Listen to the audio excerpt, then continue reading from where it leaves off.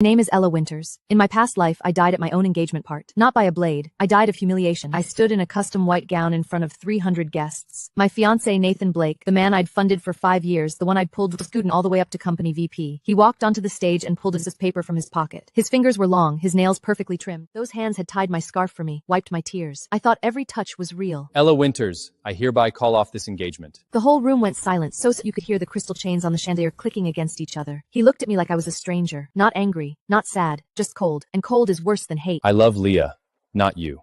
300 pairs of eyes locked on me. Some were laughing, some were taking photos, some were whispering. I stood there left. I wanted to ask why, but my throat was clamped shut. I wanted to walk away, but my feet were nailed to the floor. Nathan turned, walked off the stage. She wore a pale blue dress with all lights. The fingers last flower arch stayed. They locked. Just me, alone in that hollow ballroom. The lights were blinding. The champagne had gone flat. That night, I swallowed an entire bottle of sleeping pills. Outside my window, the city blazed with light and Lake Michigan glowed a dull blue in the distance. No one knew what I did in that bedroom.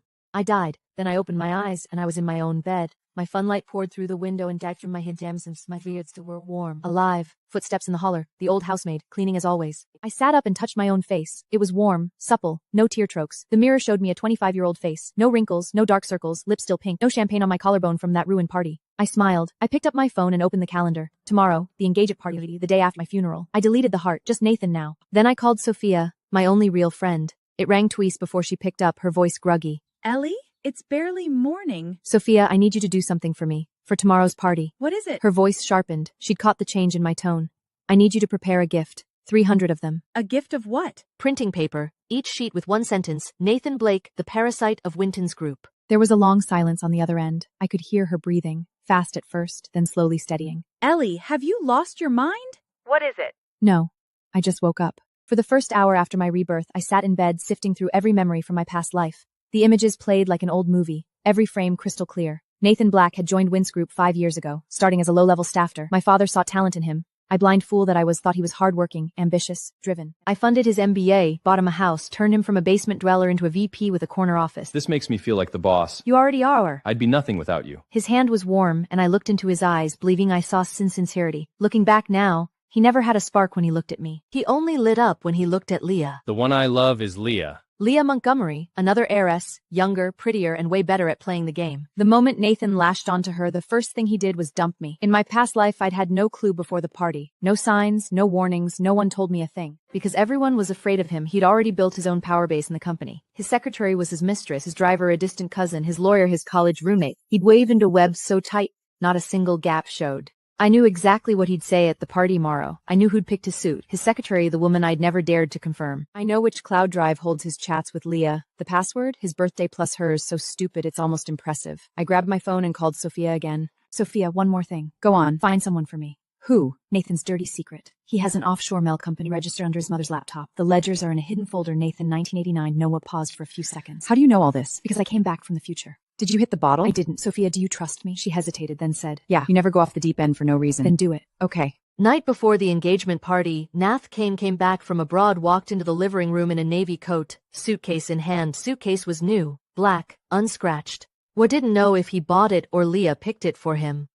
Ella, is everything set for tomorrow? All set. What about you? You ready? He frowned. For a split second, his brows knitted, a shallow crease forming between them. What do you mean? Nothing. Welcome back. He went upstairs. His footsteps echoed on the stairs, even rhythm, unhurried. He didn't even stop to ask why I was sitting there instead of waiting at the door. Before, I always waited by the door to take his coat and luggage. Not today. I sat on the couch and checked my phone. Good. He'll understand. I glanced upstairs. Nathan's light was on, curtains open, his shadow moved by the window. In my past life, he spent 2 hours on the phone with Leah that night. Back then he had the kitchen cook him soup and brought it up. He hung up in a rush, a flicker of panic on his face. I didn't think twice then. Now I know that was the panic of being caught.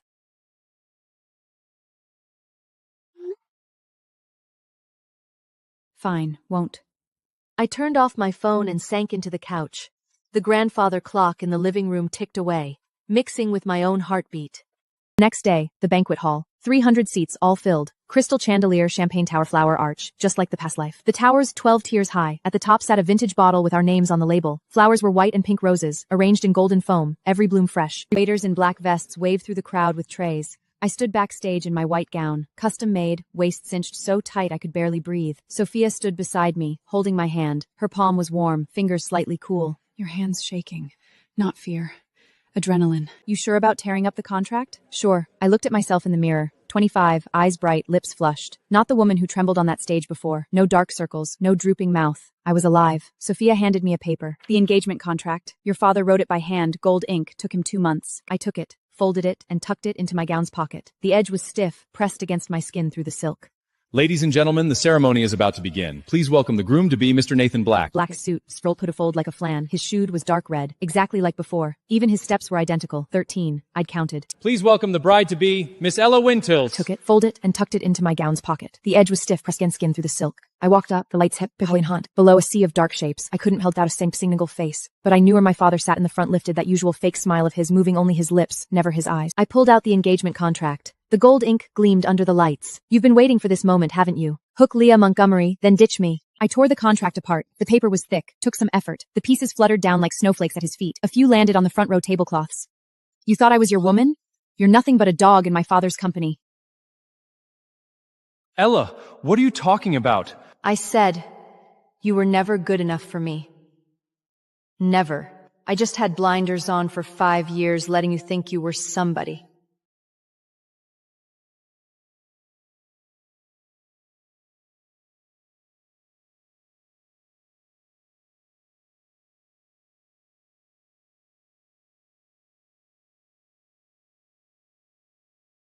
The room exploded. Is that Nathan with the Montgomery girl? Oh my God, he's been using the Wins family all along? Scumbag. I know him! He told me he was single last week! In the crowd, one person stood up and started clapping. My father, Richard Winnigs. He clapped, smiling on the surface, but his eyes held no mirth. A complex look, one I couldn't fully read, pride, heartache, and a trace of exhaustion I'd never seen before. Whispers turned into a roar. People were on their phones, filming. I turned back to him and smiled. Not a cold smirk, the smile of someone finally lifting a boulder off her chest. Nathan, you thought I knew nothing? I was just waiting for today. His mouth opened but like a fish out of water. His perfect image shattered in front of 300 people. Ella, you... What about me? I exposed you? I turned to face the guests.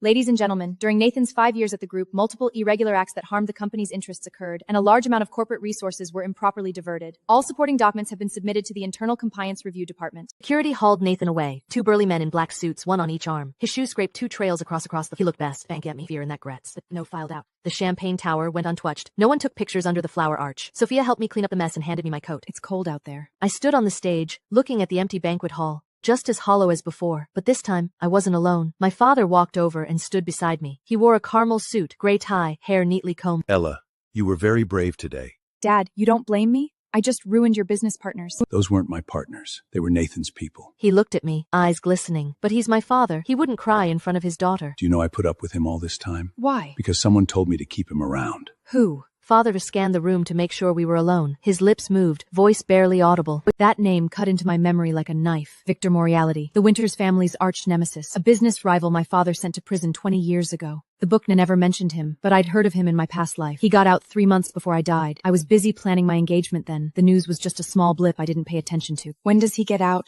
Next month. What does he want? To take back what's his. My father looked at me, his crows of sea deeper than yesterday. Including Winter's group. My blood ran cold. That chill cake then from my heart to my limbs.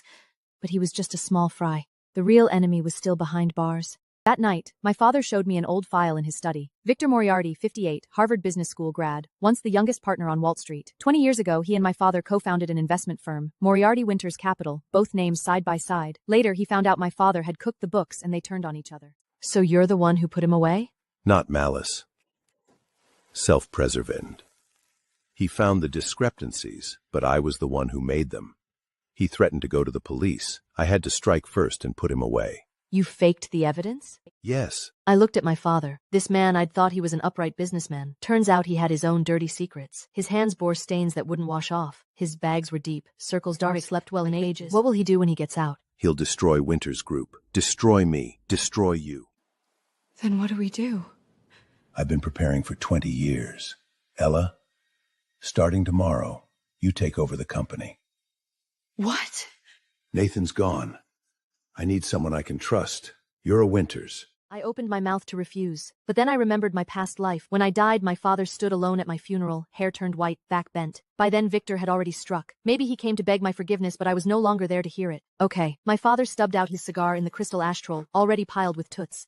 The next day I walked into Winter's Group headquarters, not as the heiress but as the acting CEO. The glass doors were heavy. Took some muscle to push open. My father had cleared out Nathan's office and put up my name brass reading Ella Winters facing Lake Michigan. On the sib sat an empty ceramic vase in a pale shade. I had admin remove Nathan's beloved black leather chair and replace it with a gray fabric one. Less flashy but way more comfortable. Sophia was my assistant. She looked at the windows and let out a whistle. Ella, your dad really goes all out. Not generosity. Desperation. That Moriarty guy, really that scary? In my past life, I heard about him. After he got out, Winter's Group stock dropped 40%. My father nearly had a heart attack. The company almost went under. So what are you doing now? First, clean up the mess Nathan left. I powered on the computer. The desktop was still Nathan's landscape photo. I'm gonna get back that 30 million he siphoned off.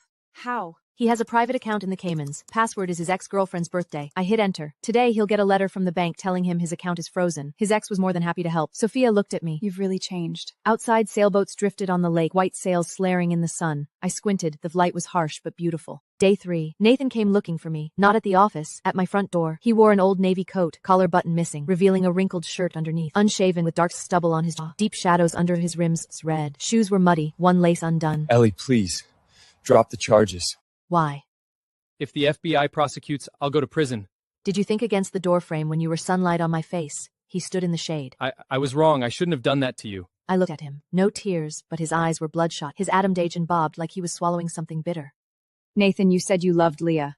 Has she come to see you? He said nothing. His lips parted, then closed. Did you think about prison when you were transferring the funds? She won't come. Because you're useless to her now. You got to her on the strength of being Winton's Group VP. Now you're not. She won't even pick up your calls. He didn't wipe them. Just let them run down his cheeks into his strubble. You do. You've still got prison food. The door closed softly, but I could still hear his sobs seeping through the crack, like wind through a hollow window. But I knew Nathan Black's story wasn't over yet. His hell was just beginning. Day 4. Leah showed up. Pink Chanel suit, gold Hermes bag, flawless makeup, 3 coats of mascara, glossy clear lip gloss. Like a Elle, I want to talk to you. About what? About Nathan. You're here to save him? No. She sat down, leather creaking under her. He's become like this because of you, not me. I smiled. Brief, a twitch of the lips that vanished fast. Leah, do you know what name he used to save your contact? What? Spare tire. Her face went pale, so pale even the foundation couldn't hide it. Her fingers gripped the Hermes strap, knuckles white. He's not with you because he loves you. It's because your dad's company is bigger than mine. He dumped me to climb up to you. Once he's got you, he'll dump you for someone bigger. You're lying! Your chat logs. Did he ever care about how you felt? My voice wasn't loud, but every word hit like a nail. He made plans with you at the last minute. He had his secretary pick your gifts. He never even got your name right. You're Leah. Sometimes he called you Lena, sometimes Leah. Didn't you know the bag strap rust faintly? Leah, you're not the other woman, you're another fool he used. I looked at her, her eyes were reddening. But at least you still have a chance. Leave him. Live your life. She stood up and walked to the door. Paused. Her silhouette looked small against the backlit. Ella, I'm sorry. Don't apologize. You just didn't know. She left. I watched her go, thinking of the first archetype in every story. Maybe they're not bad people, just naive. Naive enough to think. Week 1. I cleaned out all of Nathan's loyalists in the company. CFO, marketing head, admin manager, 5 people, all gone. Not fired, bought out. I gave each a severance package, letting them leave with dignity. Why not just fire them? They cook books with Nathan. Because they have families, mortgages, kids. Nathan's mistakes don't mean they have to go down with him. You're too soft. Not soft. I just don't want to become like Nathan. Week 2, I promoted a new team. All young, average age 30, no wealthy backgrounds, all started from the bottom. They didn't play politics, they just worked. Their resumes weren't pretty, but their eyes had fire. First department meeting. I stood in front of them. The whiteboard still had Nathan's numbers from his last meeting. I know what you're thinking. What does a Harris know about management? No one spoke. Some looked down at papers, some spun pens, some stared out the window. I don't know. So I won't manage. I'll just make decisions. Last year, Winters Group's profit was 80 million. This year, I want it doubled. Someone in the room gasped, soft but clear to my ears. If we don't make it, I'm out. If we do, triple bonuses for everyone. You're insane. Double 80 million? That's 160 million? Not 160, 180. How? Victor Mority, I'm going to grow the company before he comes back. So big, he can't swallow it. My father gave me his personal file, a black folded, no title, stuffed with yellowed papers. Victor is complete record. Born in Brooklyn, father an alcoholic, mother a janitor. He put himself through Harvard on scholarship, became the youngest partner in investment banking at 27. When he co-founded the firm with my father, he was only 30. He had one weakness, too proud. So proud he never bothered to hide his ambition. My father used that. Faked evidence of him attempting to embezzle company assets. The judge bought it because Victor never defended himself. He thought the truth would speak for itself. 20 years in prison, not a word in his own defense. When reporters asked him upon release, he just smiled. Who will he go after first? Me first, then you. How will he strike? He'll go after our clients. His old connections are still there. Wall Street still remembers him. Some became partners, some started their own firms. They all owe him. I closed the folder. The paper whispered shut like a sigh. Dad, are you afraid of him? My father was silent for a long trackled. A spark flew out, died on the carpet. Yes, because I know he's worth being afraid of. Week 3. Leah's father's company suddenly terminated the partnership. Reason, corporate realignment. Sophia burst into my office, the door slamming against the wall. Ella, what the hell is Leah's dad doing? Not him. Victor. Victor's not even out yet. He doesn't need to be out. His people are already working. I opened my laptop, the new CEO of Montgomery Group's LinkedIn page. Montgomery's new CEO started last month, Victor's former subordinate. He worked at Victor firm for 8 years, then jumped to Montgomery after Victor went in. How do you know? Because I checked his LinkedIn and his Twitter, Facebook, and public speeches. I turned the screen towards Sophia. His first job out of college was at Victor's firm. In an interview, he said, Victor was the guiding light of my career. So Victor's already making moves before he's even out? Yes. So we have to be faster. Mr. Montgomery, this is Ella Winters. I'd like to talk. About what? About your new CEO. He's working for a criminal who hasn't even been released yet. Don't you want to know what's really going on? 3 o'clock tomorrow. My office. Mr. Montgomery's office was even bigger than my father's. A giant oil painting hung on the wall. His father, his grandfather, his great-grandfather. 3 generations of merchants. Below it stood a mahogany desk with a brass scale on top. Miss Winters, you're saying my new CEO has a problem? He doesn't have a problem. He's a traitor. He met with Victor Moriarty's people 3 times last month. Bank records show a $500,000 wire transfer. Mr. Montgomery flipped through the file, his fingers pausing on the pages. His brow furrowed into a deep vertical line. Victor Moriarty? The one who was in prison? Gets out next month. He's already setting the board. What does he want? Winters Group. Montgomery is Winters' biggest client.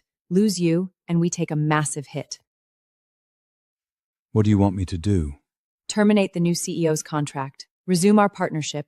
I guarantee Victor won't touch you. How can you guarantee that? Because I'll strike him first.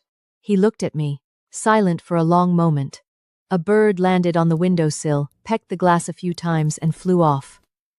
Miss Winters, you're different from your father. How so? Your father would have begged me. You negotiate. Partnership continues. I shook his hand, large, dry, calloused palm. I walked out of his office. Long hallway, warm yellow lights. Sophia was waiting in the car, window down, scrolling her phone. Did it work? Done? How did you pull it off? Because I have what he wants. Security. Victor's a loose cannon. No one knows what he'll do.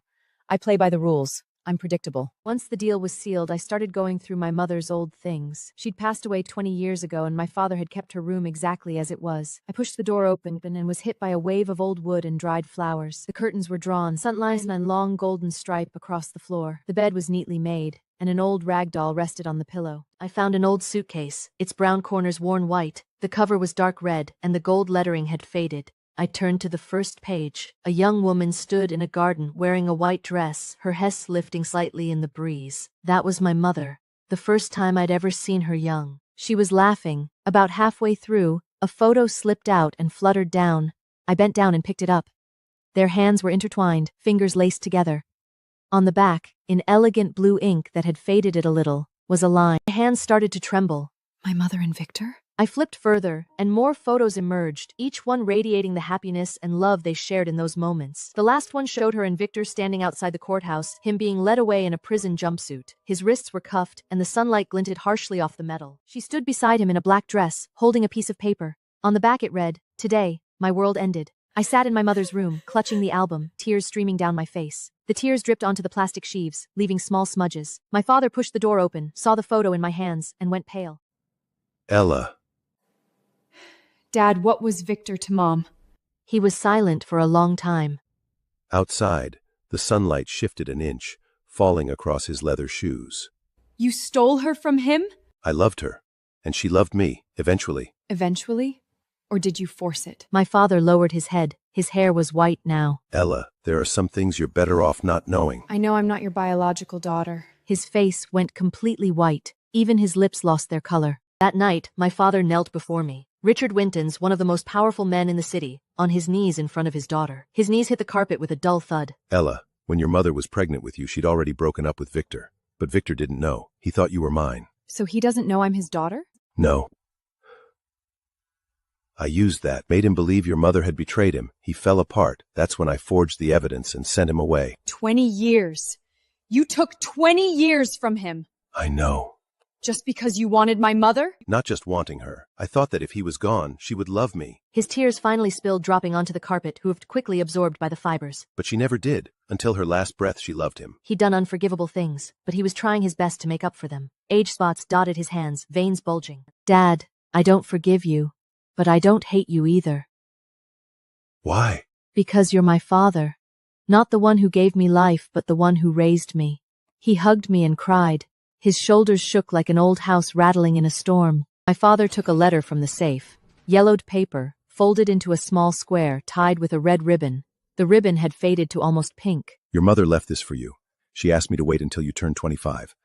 I didn't give it to you on your last birthday because I was too scared. I untied the ribbon and opened the letter. My mother's handwriting was beautiful, soft, like feathers falling on paper. When I left him, I was already read this, I'll be garring you. He was being framed I couldn't tell him. Richard said if I told the truth, Victor would suffer more. He'd get a harsher sentence, so I chose silence.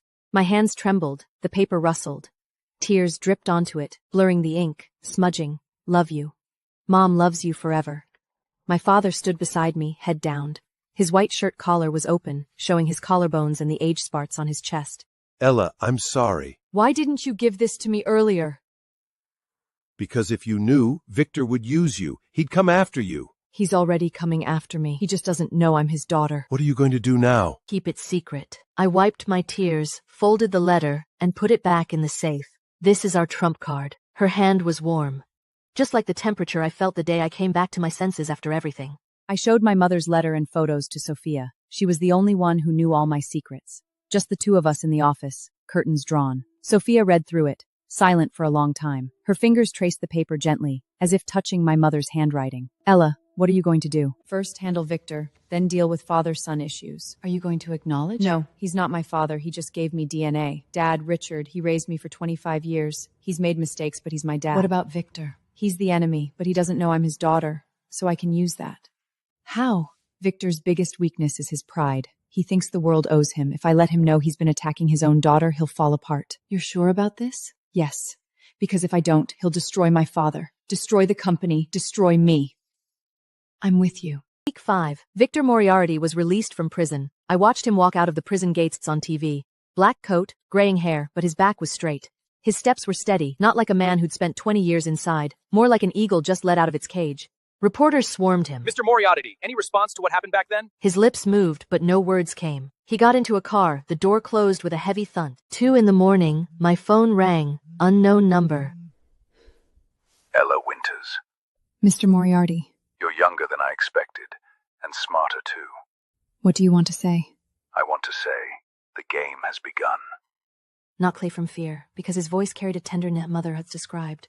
It wasn't for me. Week 6. Victor asked to meet me. Not on his turf but neutral ground, a hotel cafe downtown. The cafe was on the ground floor, floor-to-ceiling windows facing the street, cars streaming by. When I arrived, he was already there. Charcoat, silver-gray tie, hair immaculately foamed. Next to a half-empty cup of black coffee. He didn't look like a man who'd spent 20 years in prison, more like a university professor. I looked at his face and glimpsed the young Gan from my mother's album. Same eyes, same jaw. His jawline was sharp, like cut by a knife. My hands clenched under the table, but my face stayed blank, nails digging into my palms, a little painful. Have a seat. I sat down. The sofa was soft. I sunk into it a bit.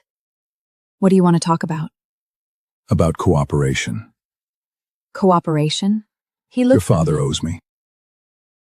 You don't have to predator carry his burden. You're a smart woman. You should know. You'll go further with me than with him. You want me to betray my father? Not betrayal. Choice. Your father is old. His era is over. Mine is just beginning. I looked at him, remembering my mother's letter. He didn't know I was his daughter, the way he looked at me like a business partner, not a child. Mr. Moriarty, I won't betray my father, but I'm not your enemy either. Then what are you? I'm the C.E. Winters Group. If you want to acquire us, go through proper channels. If you want to destroy us, I won't sit back and take it. He smiled, a cold smile, just the corners of his mouth, not his eyes, like Nathan's, but 100 times deeper. Fine. Proper channels. I stood up and walked away, didn't look back. But I knew he was watching my back the whole time. When I stepped out of the cafe, the sun was bright. I squinted. 7. Victor launched his official attack. His funds started aggressively buying up Winters Group's stock on the open market. The stock jumped 15% in a single day. Not good news, because he was hoarding. A spike meant someone was grabbing shares. Ella, he's going for controlling stake. I know. I stared at the statistic chart on the screen, pulsing like a heartbeat. He's already got 18%, with his allies close to 25. Your father only holds 30. Yes. Divorced 20 years ago, but their accounts were never split. She still has his authorization. We can file to freeze that account. Reason, his ex-wife's lawyers argue the funds are marital property. Is that legal? Legal, but it takes time, and time is our leverage. So we fight back. How? The money he's using for the buy-up comes from an offshore fund. Its actual controller, his ex-wife.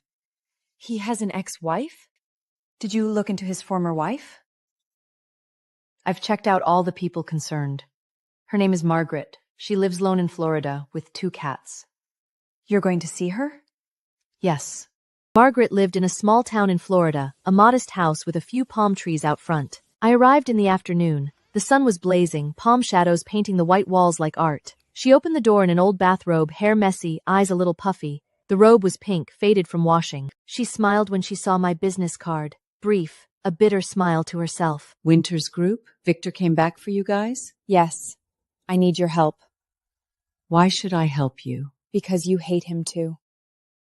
She looked at me, silent for a long time. Her eyes shifted from guarded to curious, then to hesitant. Come in. The living room was covered in cat hair. On the sofa, the carpet, the curtains, white, gray, black. She made 2 luff cups of tea. The tinies had steeped too long. The water was a bit bitter. I went to see him there once, and he told me to wait for him. I waited for years on end. Then I heard he had other women, more than one. I conjure bjorn you jossing to go my gutwenfers. Ni was nej fat think would hit the sense of time saving sefat hun question. Do you want me to use this as bargaining leverage against him? It won't bring any trouble. You've helped him for 20 years. It's time to take back what's yours. She thought for a long time. What if he agrees to give me half? Because I'm his daughter. He doesn't know. But now you do. You're... Yes. So please, help me. Not for Winton's group.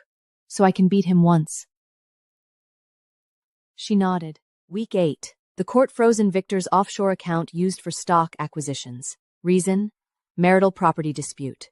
Overnight, his cash was locked up. It worked. He can't keep buying. This is just round 1.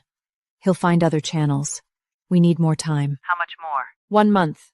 I need to grow the company's market pop so high he can't afford it. How? Next week, we launch a new product line. The week after, announce a long-term strategic partnership with Montgomery Group. The week after that, quarterly profits. I've already hit the double target ahead of schedule. You had this all planned? Since the very first day I woke up. I've gone through the worst ordeal once. I won't put myself through that ever again.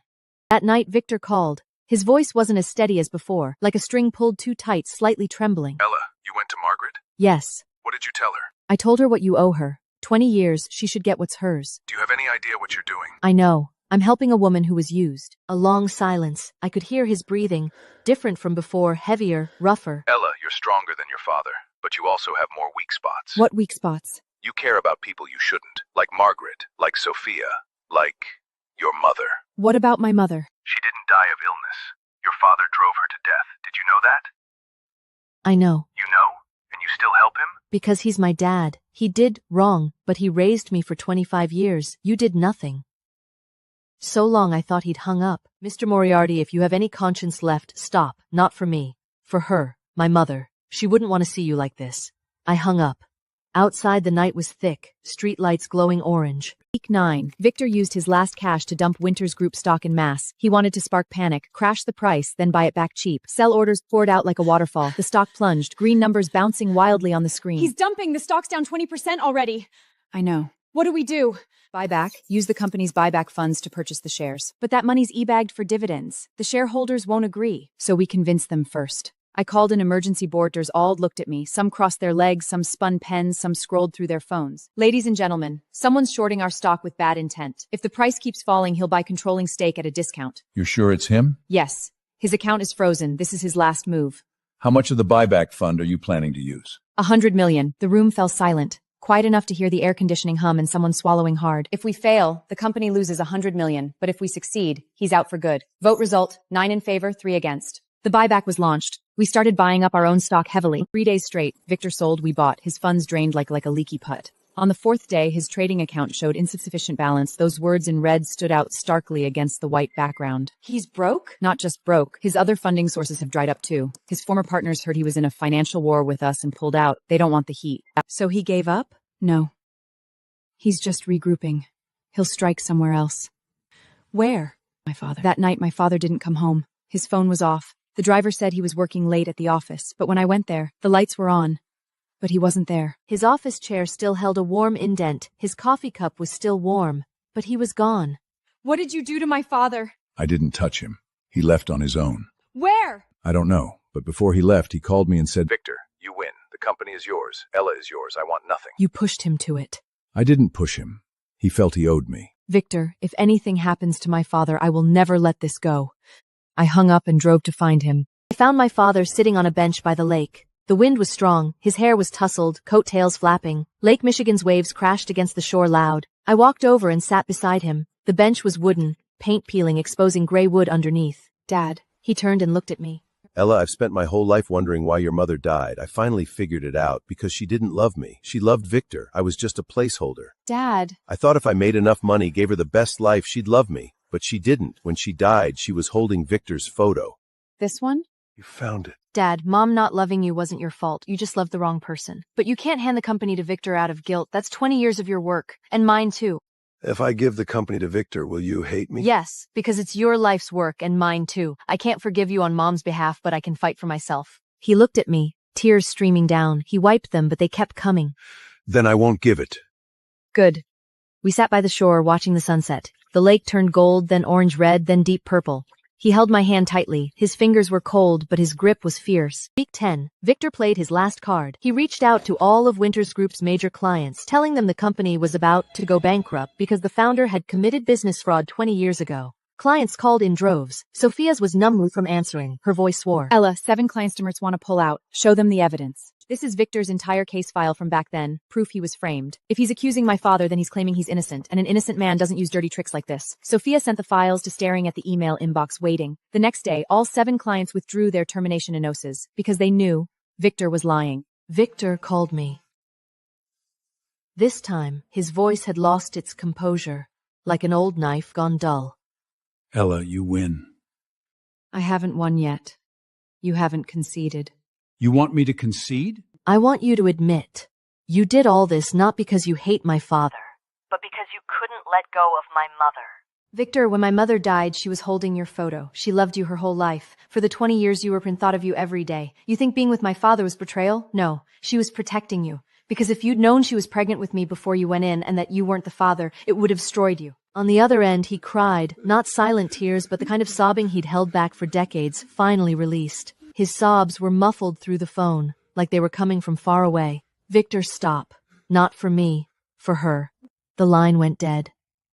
Week 11. Victor asked to meet me at my mother's grave. It was the anniversary of her death. When I arrived, he was already standing before the bouquet of white roses. Dewdrops on the petals sparkled in the sunlight. Your mother loved white roses. I know. Were you there when she passed? Yes. She held my hand. What did she say? She said, I'm sorry. Victor lowered his head, his stroke. The hem of his coat flapped against his legs in the wind. She didn't need to apologize. You don't need revenge both to live well. Ella, do you know why I went after his group? Not for money, so she could see that I could win. She saw it. She's been watching all along. He placed the white roses at the grave, then turned to me. His eyes were wet, tears glistening in the sun like the dew. Ella, I want to ask you something.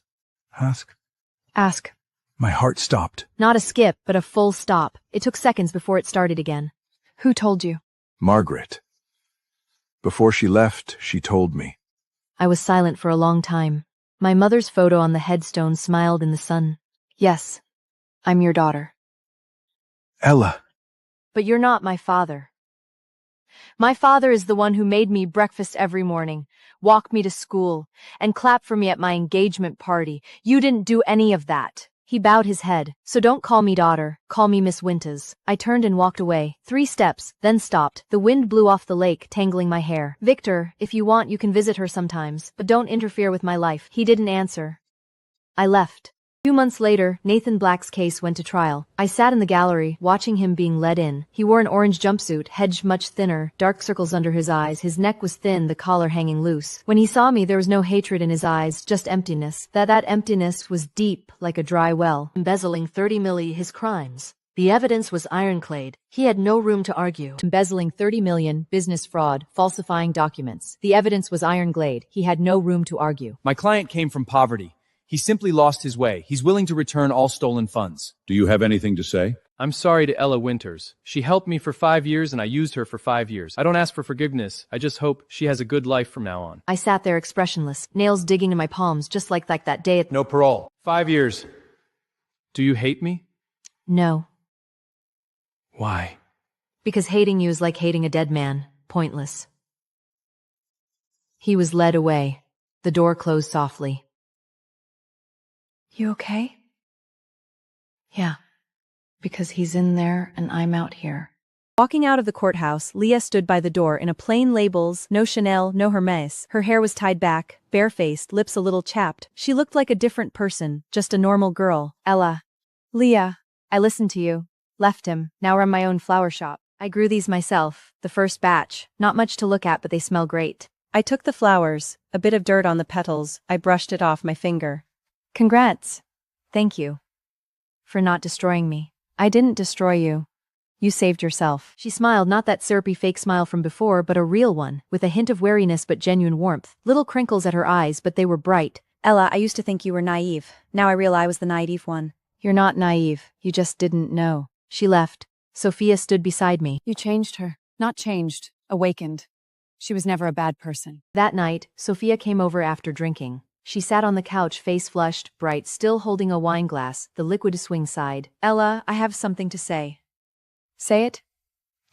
I whine like you. I froze. The wine stopped in my hand. I know you're not into women, but I still wanted to say it because I don't want to carry secrets forever. Sophia, you're my best friend. I can't give you more. I know. But saying it, it feels so much lighter. What will you do now? Keep being your assistant, keep being your friend. And when you meet the right person someday, I'll help you pick the wedding dress. Thank you, Sophia. Don't thank me, because you're worth it. She left. In my past life, she was the one who cried hardest at my funeral. In this life, she's my strongest pillar. Months later, Sophia brought a woman, short hair, sharp, with a warm smile. Her name was Kate, Sophia's new girlfriend, who worked at a design firm. Ella, this is Kate. Hi. Sophia talks about you all the time. She says you're the bravest person she's ever met. I hope they were good things. All good. Good. She deserves the best. After they left, I stood by the window, watching their figures fade. Leah had found her happiness, and I could finally relax. I no longer owed her anything. Nathan wrote to me from prison. I've after all lost everything in here to accept this new frulzing never. I put the letter on the desk. Is he repenting? Maybe. Will you forgive him? I won't forgive him, but I don't hate him either. There's no point in hating him. I folded the letter and put it in the drawer. Not because I cared, but because it was the apology myself had most wanted to hear. Late, but at least it came.